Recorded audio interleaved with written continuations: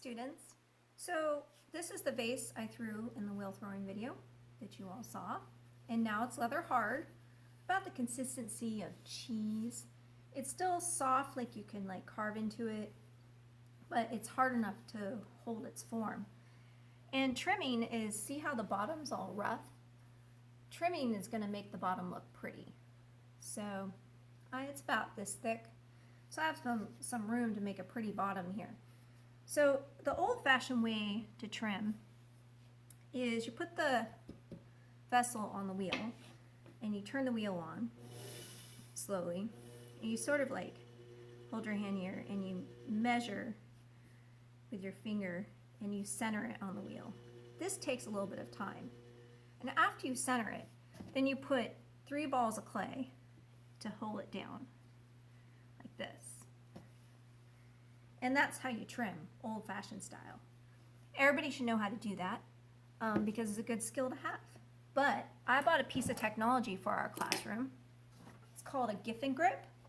And it goes on the wheel like this. See? And it has these little things to hold the pots. Now these pieces are too short. They're like really short and the piece would fall off. So I have these extenders that come with it. You flip these around like this. And you put these in. And these come in different sizes. So see, they're different sizes. And I have several different sizes. But I'm going to use this size and put it in like this. Now the cool thing about the Giffen grip is it automatically centers your piece for you on the wheel, because the items are perfectly centered. So once I get it on there, it's got to be snug. You don't want it flying off. I have had pieces fly off before. So it's nice and snug. I have several different trimming tools. These are loop tools, so here's this one. You can see that end and this end. And then this one I really like. This is one of my favorites. That end and this end. This is a big loop tool for big chunky stuff or maybe shaping. I like these little tiny EDB ones. See that? So they're different loop tools for trimming. I think I'll start with the big one first to get the chunks off.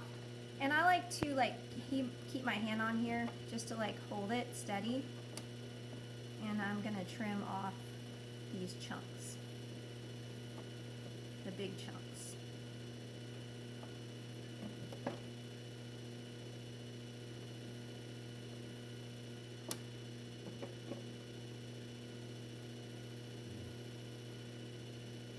There, now the big chunks are all taken off.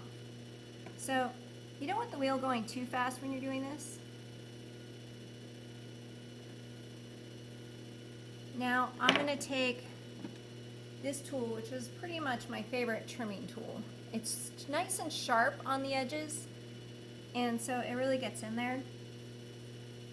And I'm going to trim this off.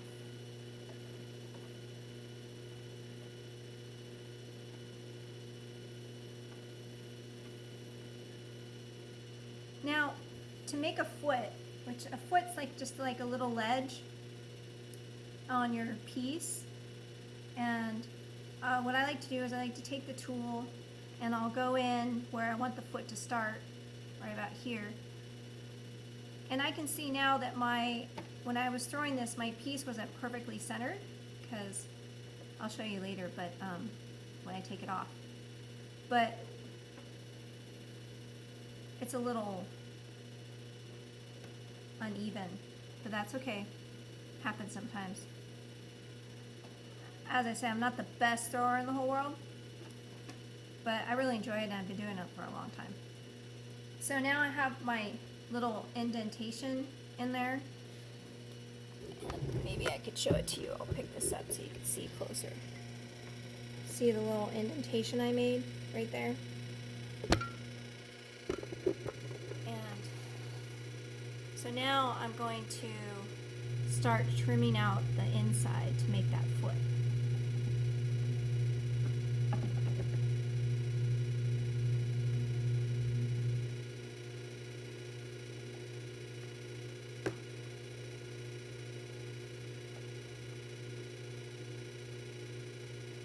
You have to be careful not to trim too far down, because if you trim too far down,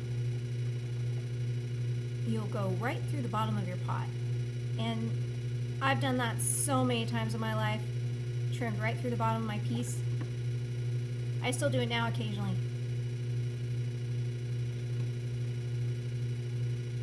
And I would say that's pretty good. I think I'll narrow this just a little bit more right here to give it a nice slope.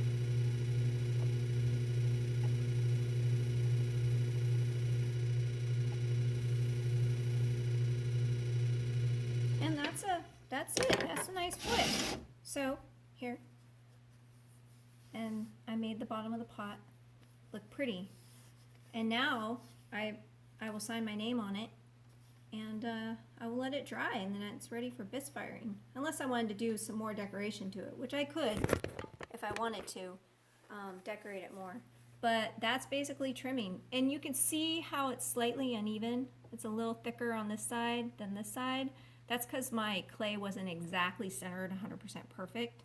But it still looks really pretty, and it's still very usable. So that's it. That's trimming. I hope you enjoyed that. And yay. Maybe someday I can have this piece finished and you all could see the finished product. So have a really good rest of your day. I hope you enjoyed learning about trimming.